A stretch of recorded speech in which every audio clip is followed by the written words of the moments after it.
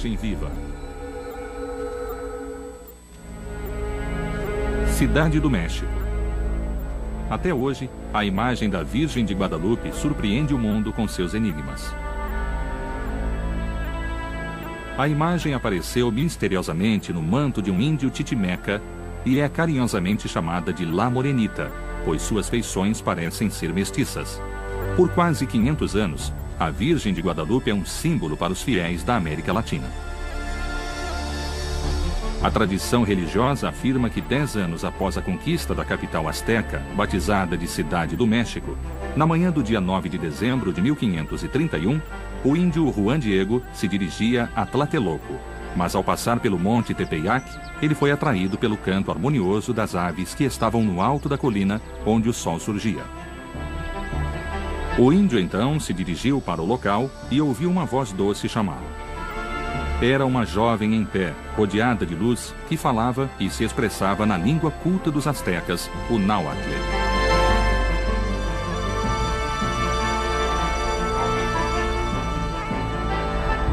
E aí a Virgem disse: Juan Diego, eu te rogo, te suplico, eu, a Virgem Maria, Mãe do Deus querido para quem nós todos vivemos, o Criador do homem, dono de tudo que existe, Senhor do céu e da terra, eu te envio ao bispo.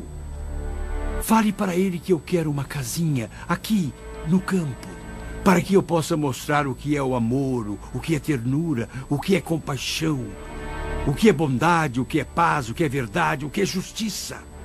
E Juan Diego apressadamente vai procurar o bispo. E é claro que ele teve dificuldade para ser atendido.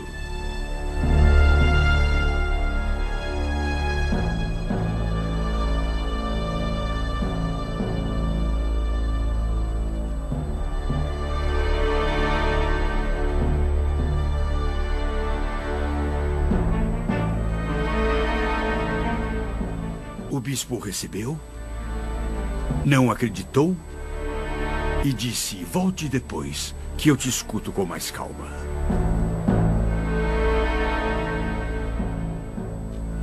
E Juan Diego retornou desconsolado. Naquele mesmo dia, o índio subiu ao monte Tepeyac e encontrou a Virgem novamente. Ele lhe pediu humildemente que mandasse alguém mais importante do que ele, com mais credibilidade, mas Maria respondeu: procure o bispo de novo amanhã. Vá e diga que eu quero uma casinha, um santuário, um templo para mim. E Juan Diego, no dia seguinte, que era um domingo, foi procurar o bispo de novo à tarde.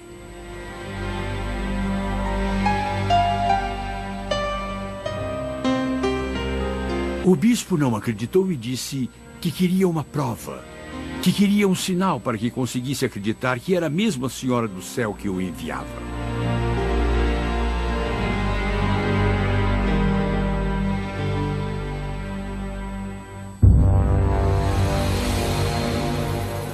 Juan de Zumárraga, que era o primeiro bispo da Cidade do México, ordenou que alguns monges seguissem o índio.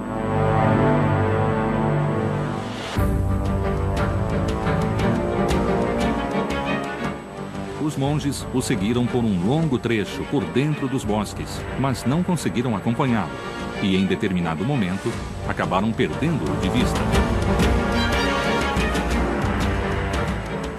Chegando ao topo do monte Tepeyac, Juan Diego encontrou a Virgem mais uma vez.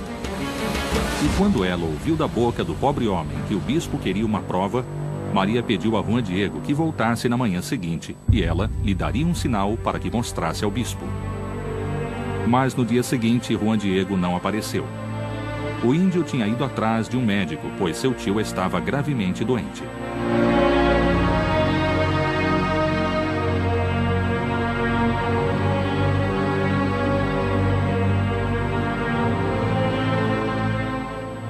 Ele tinha prometido a si mesmo procurar a Virgem no dia seguinte, mas, para sua surpresa, ela foi ao encontro dele. Juan Diego, meu filho, me diga o que o angustia, qual é a sua preocupação? Me fala. Depois de ouvir as explicações de Juan Diego, Maria disse: não se preocupe. Seu tio já está curado. Confia, sou sua mãe. Agora sobe, vá para onde nos encontramos as outras vezes. Lá você vai ver umas flores. Corte-as e traga-as para mim. E Juan Diego foi correndo buscar as flores. Ele as colocou em seu manto e as levou para a Virgem.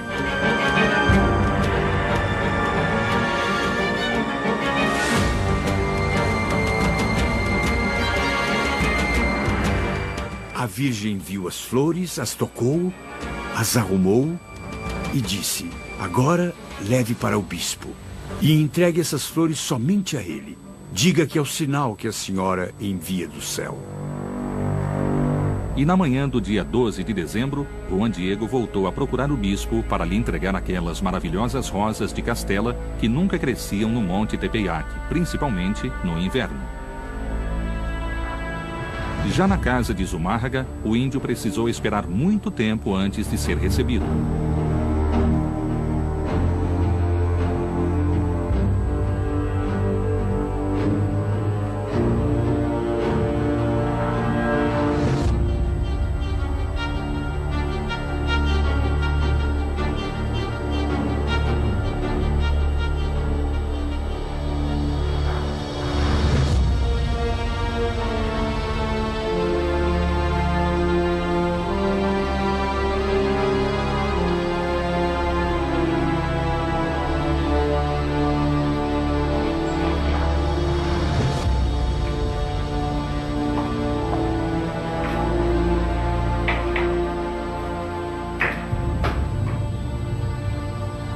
Quando se encontrou com o bispo, Juan Diego contou sua conversa com Maria e abriu o manto para lhe mostrar as flores.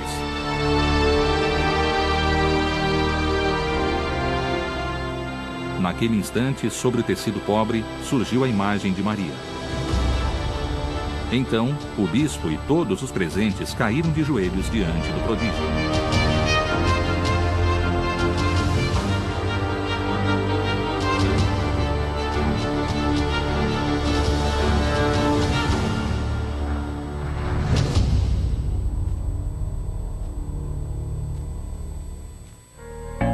Juan Diego cumpriu sua missão e voltou para cuidar do tio, que havia deixado no dia anterior. O tio lhe contou que a Virgem aparecera diante de sua cama, apresentando-se pelo nome de Guadalupe. A história de Juan Diego e Nossa Senhora de Guadalupe se espalhou rapidamente por via oral, seguindo a tradição asteca. Mas também existem fontes escritas igualmente numerosas narrando esses eventos. E assim foi possível verificar a existência dos personagens da história. Entre as fontes indígenas mais próximas da época dos acontecimentos, há uma que é considerada uma obra-prima e seu nome significa Aqui é Dito. É o documento oficial e histórico das aparições de Nossa Senhora. Foi escrito 20 anos depois das aparições de Nossa Senhora. É uma beleza do ponto de vista histórico, poético, literário. O documento mais importante é o Nicam Mopoa. É um dos documentos mais importantes, sem dúvida, e um dos mais antigos. A cópia mais antiga que encontramos é mantida no arquivo de Nova York, nos arquivos públicos de Nova York, na Biblioteca Lenox, e foi escrito por Antônio Valeriano, um indígena sábio, que estudou com os franciscanos, tanto o espanhol quanto o latim. Dessa maneira, ele escreveu com caracteres em latim, mas com som em náhuatl. Esta e outras fontes, tais como o Códice de 1548, também conhecido como Codex Escalada, que datam da morte de Juan Diego, foram cuidadosamente analisadas pela Igreja. Em 1990, o Papa João Paulo II beatificou o índio. Assim, São Juan Diego tornou-se o primeiro índio leigo a ser canonizado na história do cristianismo. O manto de Juan Diego em que apareceu a imagem de La Morenita era um pano simples, também conhecido como capa e usado pelos índios mais humildes. Eram tecidos bem compridos que eles usavam para se cobrir. Às vezes, dormiam a céu aberto, se cobriam com isso ou usavam para transportar objetos. Colocavam no manto as coisas que compravam no mercado. Era um tecido de múltiplas utilidades e era bem forte. Esse manto foi tecido em um tear de cintura com largura de mais ou menos 50 a 55 centímetros.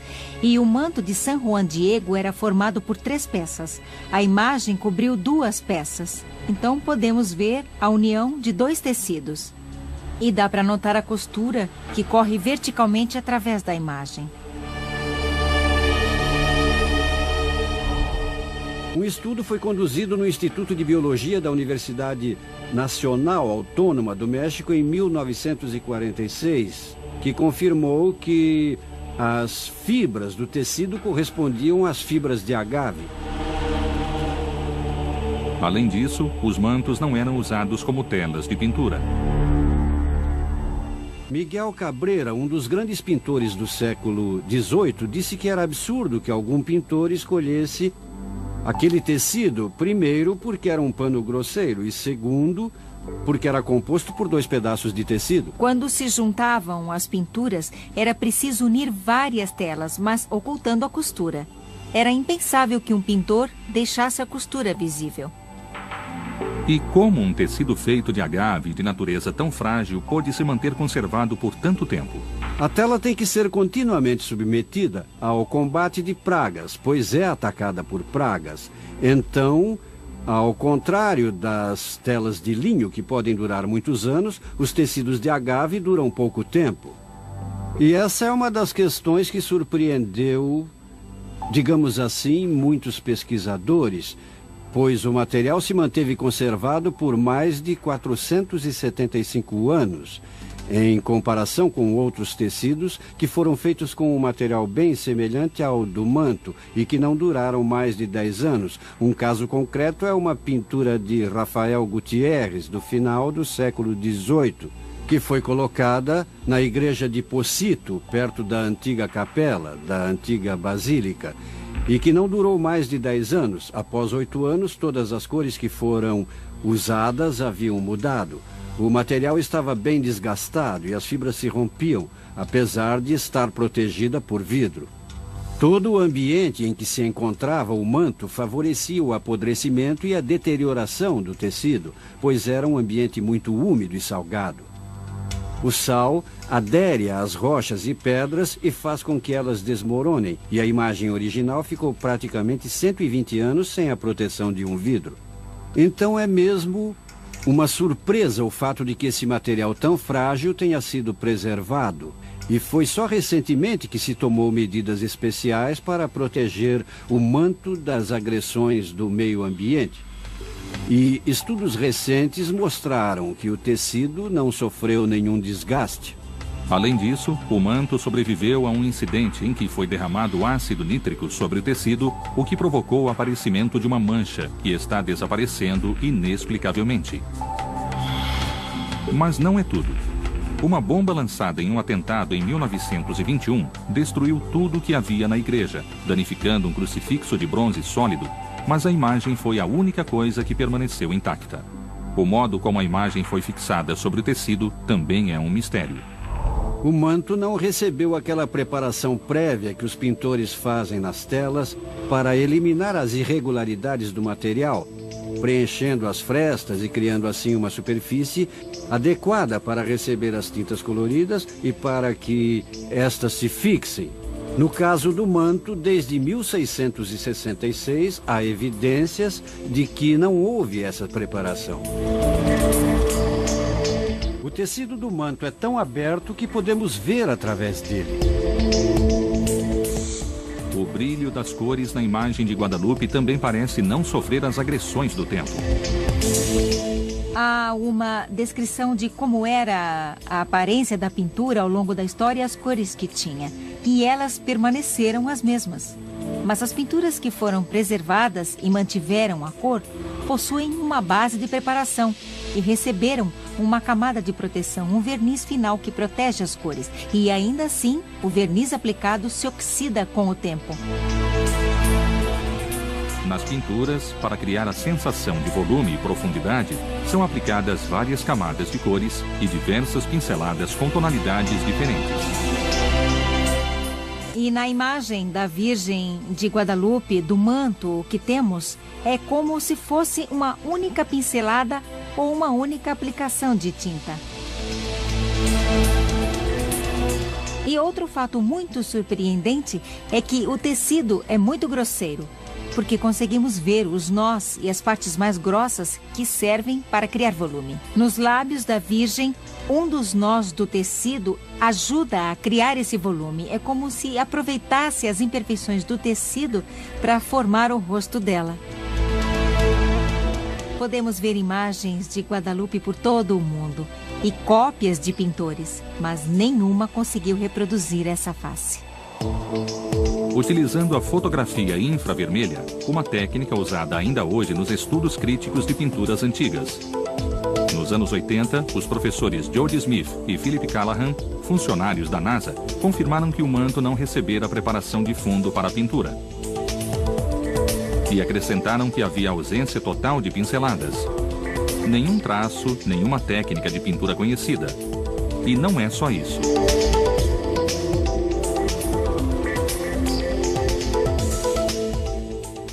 O Dr. Callahan conclui, depois de realizar os estudos, primeiro que não podia determinar o tipo de pigmento usado.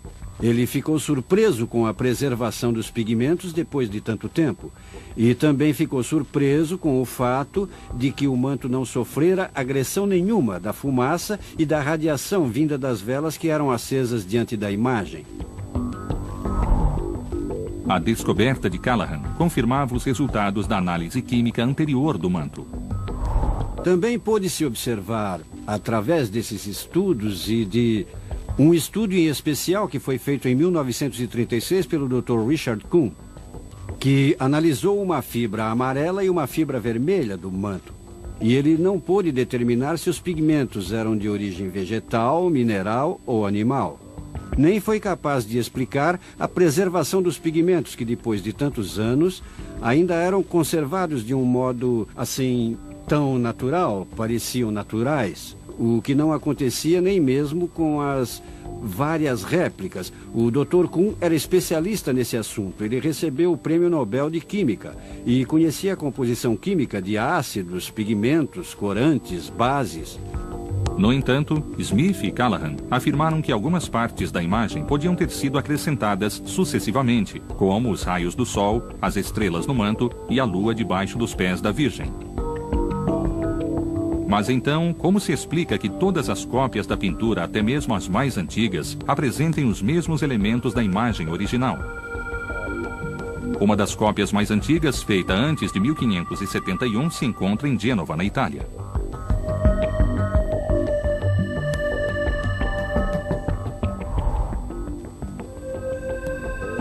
Esta imagem chegou à Itália pelas mãos de Filipe II, o rei da Espanha, que a ganhou de presente do segundo bispo da Cidade do México.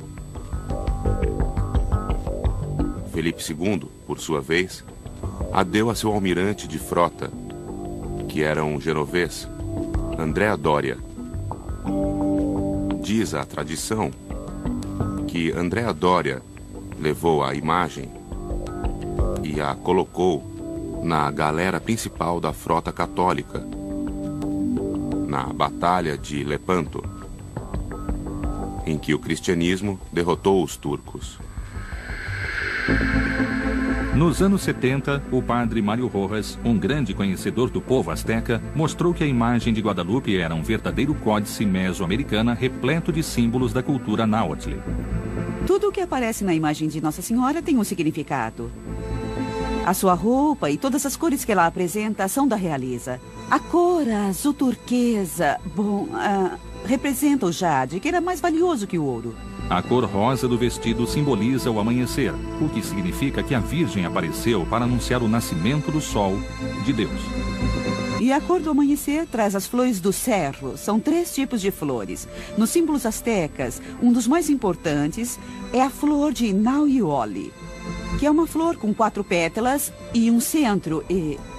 As 4 pétalas representam os pontos cardeais, o movimento eterno de Deus, o centro do universo. E isso, para os astecas, significava que aquilo era o mais importante que ela tinha. Com isso, ela dizia que carregava o menino Jesus. Ela trazia Deus, a criança Sol, para nascer aqui com eles, para que o conhecessem, para que o encontrassem. E eles entenderam tudo isso pela flor de Nauioli. E até a forma das flores no vestido da Virgem tem um significado preciso. As flores do cerro são chamadas assim porque possuem... Ela tem a forma das colinas. É assim que as colinas são simbolizadas em mapas. Como essas flores, com pequenos círculos que terminam em bico, porque com isso ela queria dizer Tepeyacatel, que significa o pico da colina, ou Monte Pontudo. O padre Chaves reforça ainda mais o importante significado dessas flores que os índios chamavam de flor e canto. O símbolo do bispo eram as flores, em uma terra que já estava morta, árida, poeirenta, salgada, onde não havia vida, mas havia flores. E para os índios, flor e canto significam a verdade. O símbolo é muito mais potente, muito mais forte a partir da mentalidade indígena do que da espanhola. E eles disseram: não consigo ver a raiz, mas eu entendo que é na raiz que está a vida. E, portanto, o sinal que estava sendo enviado pela Virgem para o bispo era o símbolo da verdade. E tudo isso que eu acabei de dizer, os índios entenderam porque fazia parte da vida deles, fazia parte da cultura deles, e eles entenderam perfeitamente que era algo nobre. Além disso, ela era a imperatriz, porque somente o imperador Montezuma podia usar o manto azul, que significava céu cravejado de esmeraldas, ou seja, era um azul esverdeado.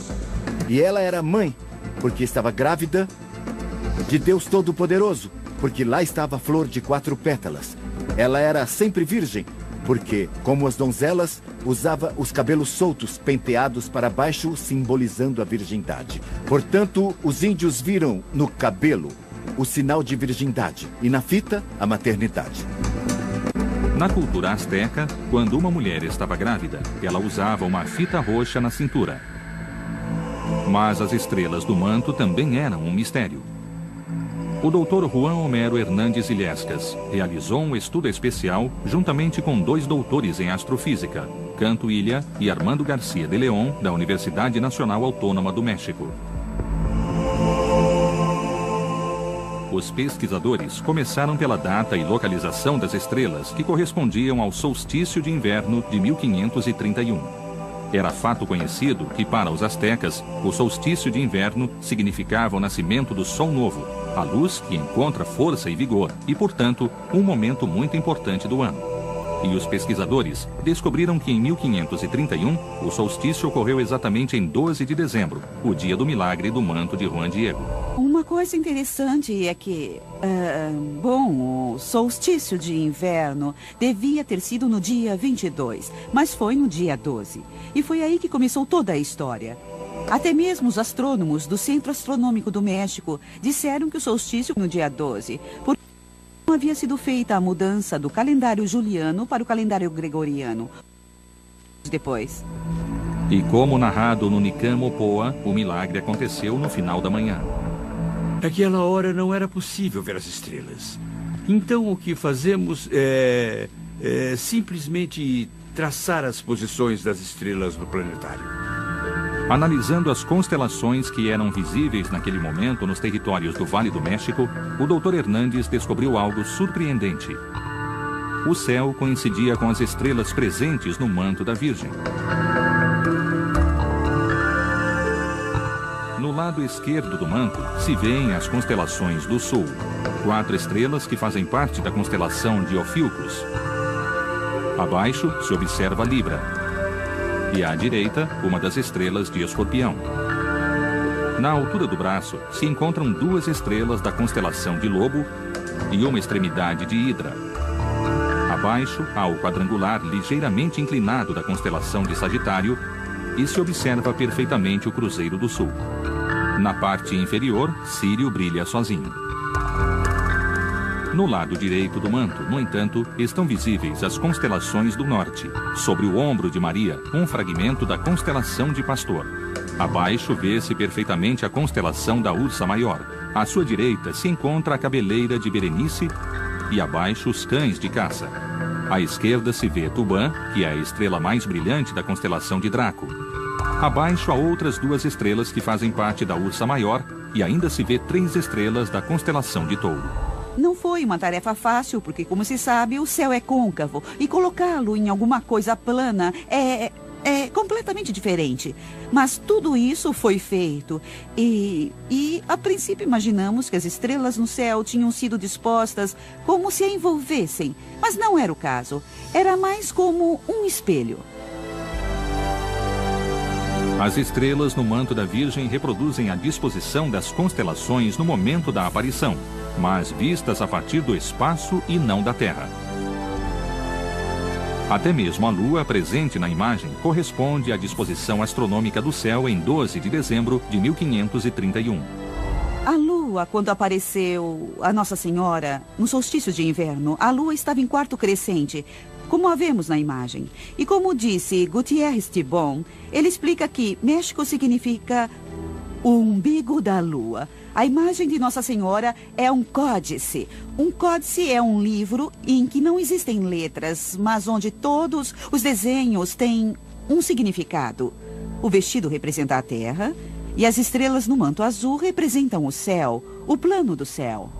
As culturas que se desenvolveram na Mesoamérica estavam estreitamente ligadas à observação do céu, à observação dos objetos celestes, de modo que chegaram até mesmo a determinar o ciclo sinódico de Vênus, Marte, Júpiter e puderam observar o movimento da abóbada celeste. A aldeia era permeada de toda essa atividade, o que permitia, por exemplo, realizar festas religiosas e as atividades civis, e também, é claro, o plantio e a colheita dos alimentos.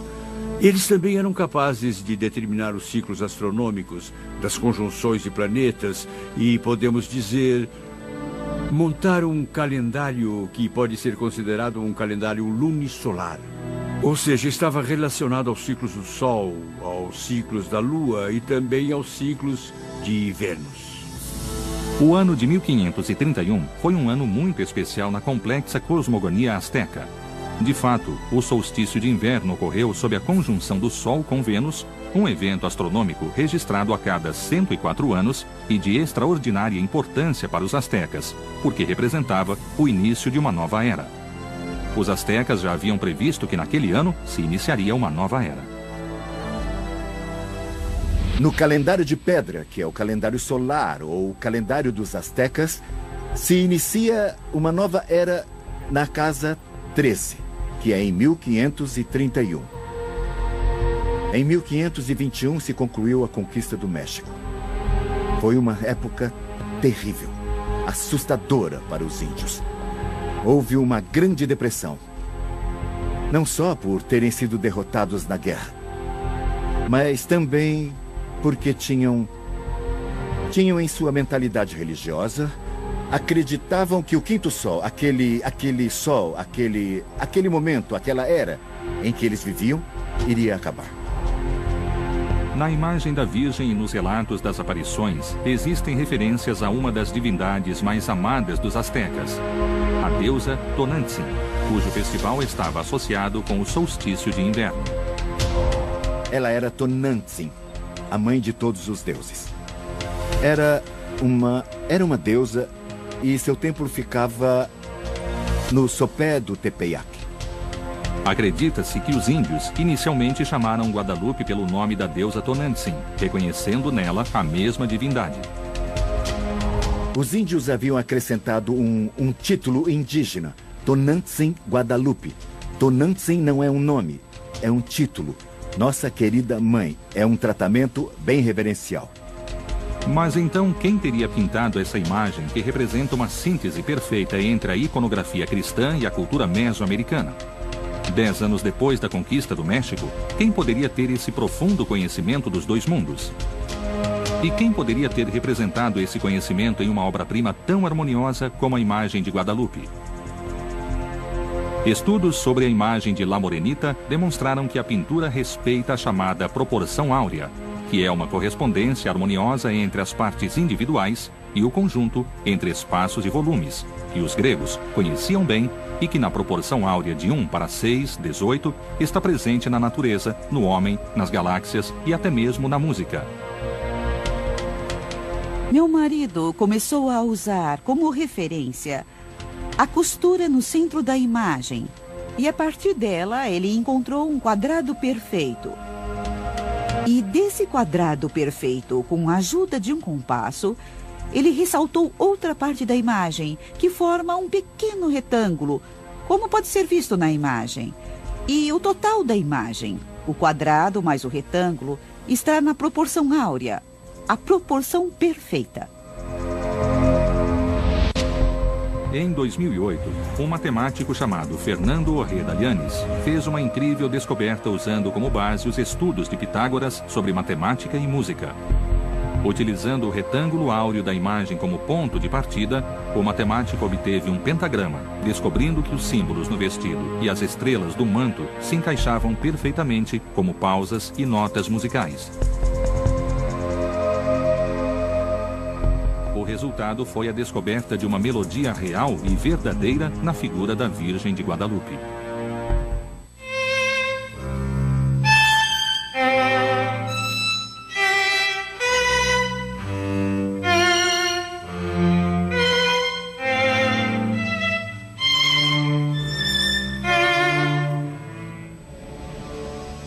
Mas as maravilhas que rodeiam a Virgem de Guadalupe não acabam por aí. O engenheiro peruano José Asti Tosman retomou alguns estudos da década de 60 que defendiam a existência de figuras humanas nos olhos da Virgem e fez uma descoberta extraordinária. Para fazer este estudo, utilizei a tecnologia que havíamos usado no centro em que eu estava trabalhando, que é conhecida como processo de imagem digital. É a mesma tecnologia que a NASA utiliza para estudar as imagens enviadas do espaço. Muitas instituições também utilizam essa tecnologia para estudar imagens microscópicas, por exemplo. Na verdade, no centro em que eu trabalhava na época, estávamos fazendo um estudo com imagens de satélite do México. E na maioria das imagens, eu utilizei quadrados ou pixels, que são os elementos da imagem de 25 por 25 microns ou milésimos de milímetros. Isso quer dizer que em 1 milímetro quadrado, ou seja, em 1 milímetro por 1 milímetro, havia 1.600 pontinhos. Então nós fizemos ampliações que aumentavam até 2.000 vezes, em alguns detalhes muito específicos. E se falarmos cronologicamente, digamos que a primeira coisa que eu descobri e que chamou a minha atenção foi um índio que aparece sentado, com as pernas cruzadas, que era como os astecas se sentavam na época. E há muitos detalhes. O índio que aparece sentado tem uma argola na orelha. E a espessura dessa argola é menor do que a de um fio de cabelo. O professor também identificou a suposta figura do bispo e que corresponde perfeitamente a algumas pinturas da época em que aparecem imagens de Juan de Zumárraga. Ele também encontrou a figura de Juan Diego com um manto ao redor do pescoço. Logo, eu encontrei algo que me chamou a atenção, que era uma mulher da raça negra, e mais tarde descobri que ela estava na história. E também encontrei ao lado da figura do bispo as características de um jovem com traços da raça branca, e mais tarde também descobri que ele poderia ser o tradutor. Sabemos que Zumárraga precisava de um tradutor quando falava com os índios. E sabemos o nome dele, ele era um jovem, ele se chamava Juan González. As últimas figuras que Tosman descobriu pertencem a um grupo familiar, Mãe, pai, 2 filhos e um casal de adultos, em que a mulher leva uma criança nas costas.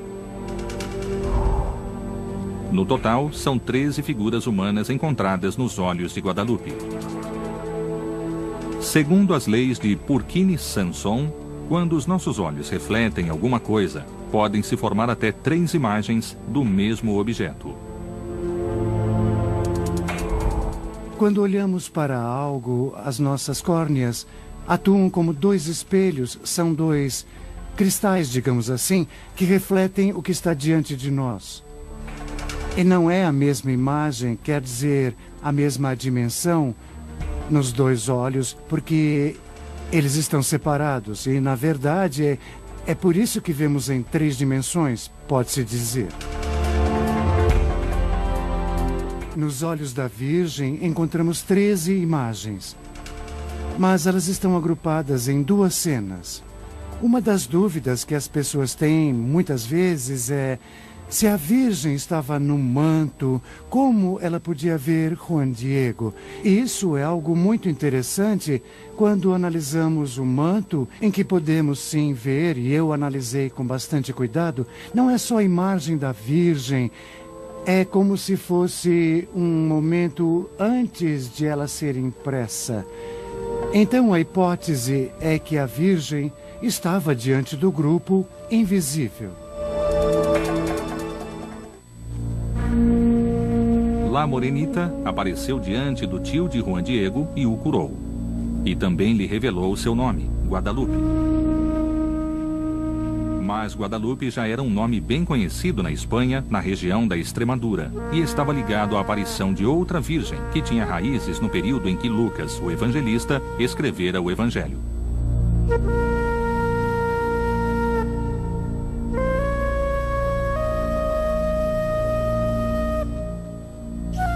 Sem ter conhecido Jesus pessoalmente, São Lucas conversava com aqueles que tiveram a oportunidade de ouvi-lo ou encontrá-lo, reunindo seus testemunhos. E o apóstolo Paulo teve um papel fundamental na formação de seu evangelho. O evangelista o acompanhava em suas longas viagens da Palestina à Grécia, fazendo inúmeras perguntas a respeito de Cristo. Ele também esteve presente durante os sermões que o apóstolo pregava.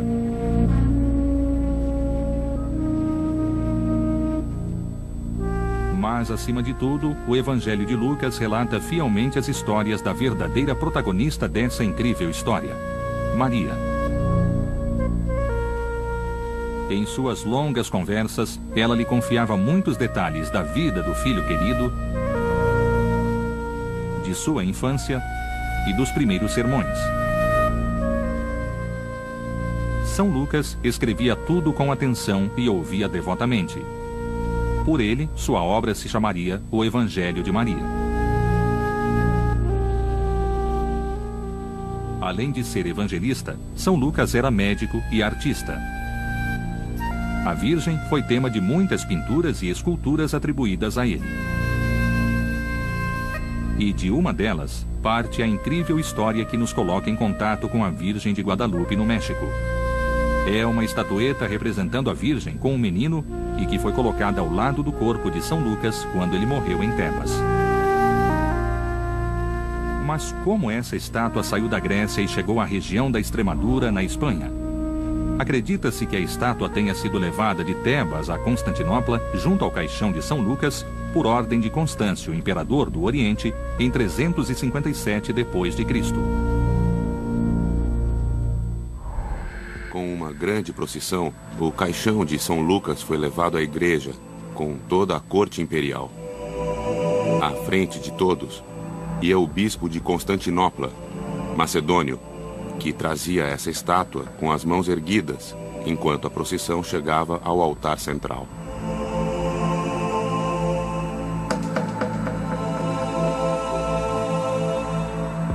Mais tarde foi revelado que a estátua havia sido um presente do imperador do Oriente, Maurício, ao futuro Papa Gregório Magno, quando este ainda fazia parte da corte imperial como embaixador do pontífice. Quando Gregório voltou a Roma, tinha 2 imagens da Virgem. Uma era em forma pictórica, a outra era a estátua de madeira que ele levara consigo para Célio.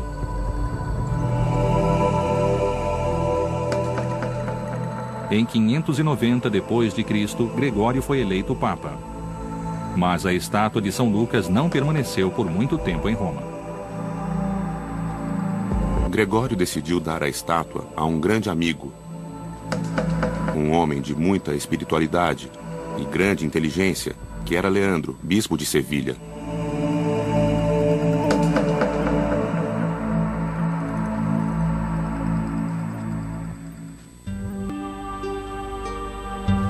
A estátua ficou no altar da Catedral de Sevilha durante quase um século, mas desapareceu durante a invasão árabe à Espanha.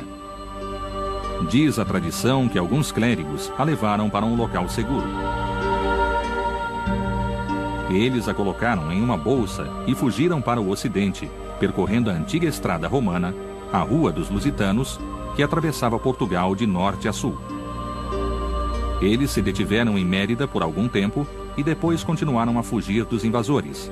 Assim chegaram a Cáceres, no centro da Extremadura. Lá, seguiram um riacho até chegar ao limite do bosque, onde se detiveram. Decidiram que ali era o lugar certo para esconder a estátua. Cavaram um poço, retiraram a estátua da bolsa e a olharam com devoção, sabendo que nunca mais a veriam. Voltaram a colocá-la na bolsa e a enterraram.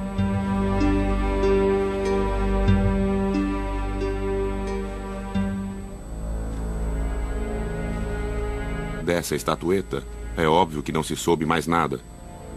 Mas continuou a se falar disso nas lendas dos povos daquela região, nas aldeias daquele lugar.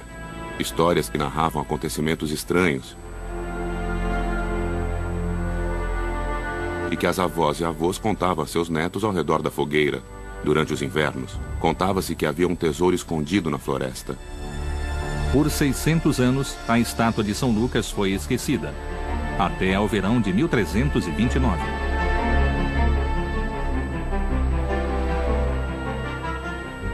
Diz a tradição que, naquele ano, Gil Cordeiro, um pastor de Cáceres, entrou na floresta para procurar uma vaca que se perdera de seu rebanho.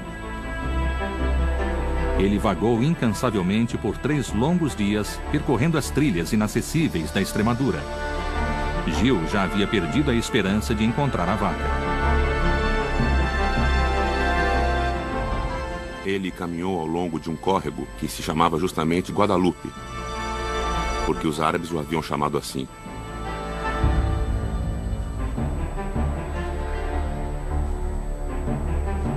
E em uma pequena clareira, ele finalmente encontrou a vaca, caída no chão, morta. Ele se aproximou da vaca apenas para remover a pele e utilizar o couro, mas quando se abaixou ao lado da vaca, ela ficou em pé, viva e saudável. E só então, no meio de uma luz brilhante, ele viu a Virgem Maria.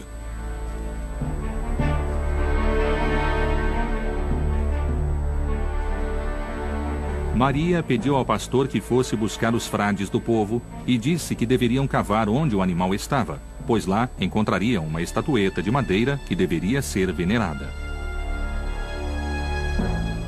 O pastor, transtornado, voltou para a aldeia e na manhã seguinte, ao chegar em casa, contou à esposa o que acontecera. A esposa, mais tranquila com o retorno do marido, lhe disse que o filho que estava gravemente doente fora curado naquele momento. Gil, então, foi com alguns amigos anunciar o milagre para os clérigos da aldeia. Todos foram juntos contar aos sacerdotes o que a Virgem tinha dito. E eles destacaram principalmente uma frase que a Virgem dissera: que aqui seja construída uma pequena casa onde todos os pobres que aparecerem recebam pelo menos uma refeição por dia. Os sacerdotes se dirigiram ao local da aparição, escavaram e realmente encontraram a estátua de madeira, esculpida por São Lucas.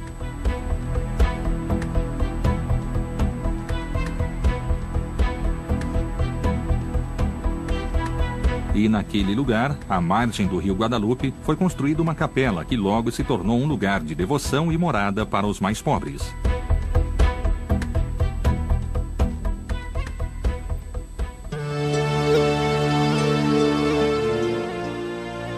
Os reis da Espanha, Fernando e Isabel, tinham o costume de visitar o santuário. Ali eles construíram uma casa, uma residência no local, e a partir de lá, assinaram várias ordens e leis. Um desses decretos foi precisamente se deviam ou não financiar a aventura de Cristóvão Colombo. E há muitas evidências na Extremadura da devoção de Cristóvão Colombo à Virgem de Guadalupe. Em seu diário de bordo foi registrado um importante episódio. No regresso da descoberta da América, a caravela de Cristóvão Colombo entrou em uma forte tempestade. Naquele momento terrível e assustador, Colombo reuniu a tripulação e fez uma promessa. Se a Virgem os salvasse daquela horrível tempestade, alguns deles deveriam ir em peregrinação a um santuário da Europa. Colombo manteve a sua promessa e foi ao santuário da Virgem de Guadalupe, na Extremadura. Cortés também era da região da Extremadura, assim como muitos missionários enviados ao Novo Mundo. Isso sugere que foram os próprios espanhóis que chamaram a Virgem Mexicana de Guadalupe. Mas há indícios de que os espanhóis e até mesmo os missionários franciscanos não queriam que a Virgem Mexicana recebesse esse nome.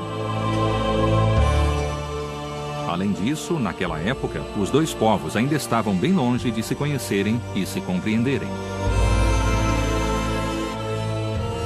Após o decreto de Carlos V, o ministro dos franciscanos na Espanha, Francisco de Los Angeles, enviou um grupo missionário chamado os 12 Apóstolos do México. Mas eles não conseguiram converter a antiga aldeia. Os primeiros anos de evangelização foram muito difíceis. Os 12 apóstolos do México não conseguiram compreender o significado alegórico dessas estátuas. Para eles, elas eram monstruosas, diabólicas. E os índios, especialmente os sacerdotes, não entenderam por que esses homens tão santos que transmitiam uma mensagem de paz, que traziam uma mensagem de fraternidade, eram tão diferentes dos outros homens brancos espanhóis que, por sua vez, os torturavam, os privavam da liberdade e os matavam.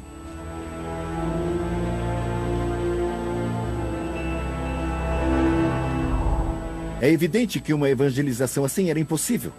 Era impossível e titânica. Imaginem que antes de 1531 havia cerca de 35 missionários franciscanos, pouquíssimos dominicanos e alguns padres diocesanos para realizar essa tarefa monumental com uma multidão de cerca de 23 milhões de índios. O resultado disso foi que os espanhóis entre si se matavam, roubavam e cometiam injustiças terríveis e graves entre eles. O próprio Zumárraga foi vítima de um atentado por parte da primeira audiência, que era o governo espanhol no México, e escreveu ao rei Carlos V contando a trágica realidade da colônia. Essa referência ao bispo é muito importante, é um ponto-chave para mim. E era um bispo espanhol, ou seja, a Virgem de Guadalupe vinha pelos indígenas que estavam na tragédia da conquista, da enfermidade, com o seu mundo desmoronando.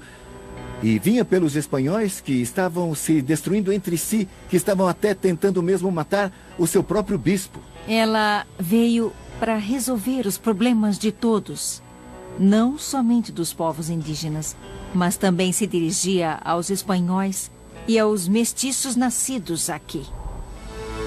E nela se irmanaram dois grandes povos que eram humanamente irreconciliáveis, com visões diversas, diferentes, com cosmogonias distintas, com concepções diferentes de Deus, do homem, da natureza. Com certeza, em Maria nos unimos, em Maria nos integramos. O alcance da mensagem que a Virgem de Guadalupe incorporou à sua própria imagem foi enorme na América Latina. Guadalupe chegou para dar dignidade e proteção a todos, personificando em si, através dos traços mestiços, o nascimento de uma nova raça, fruto da unidade e da integração. E é por isso que Guadalupe se tornou o símbolo do povo mexicano, que surgiu de uma união inicialmente muito violenta. Ela tem uma espécie de futurismo, não é?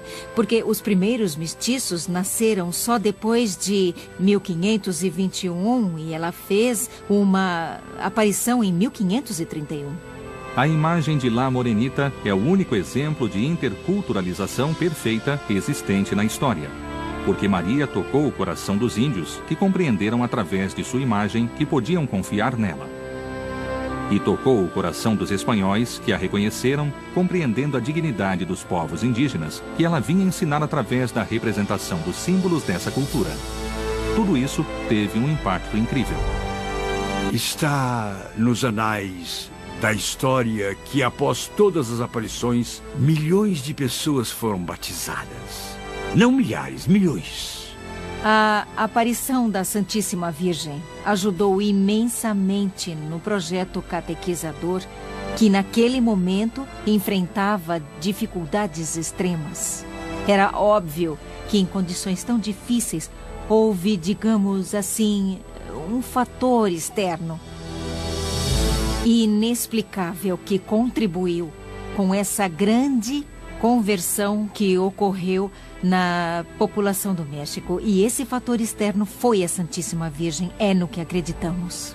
A imagem de Guadalupe parece ter o que chamamos de dom de línguas, isto é, ela fala a cada um em seu próprio idioma. Aos cientistas fala pela ciência, aos historiadores pela história, aos antropólogos pela antropologia. E ao longo da história podemos imaginar que nas aparições do século XVI, ela tenha falado aos índios através dessa imagem, que para eles era um códice. Para os índios, a imagem era um modo de se comunicar. E eles leram nessa imagem uma série de mensagens, uma mensagem de amor.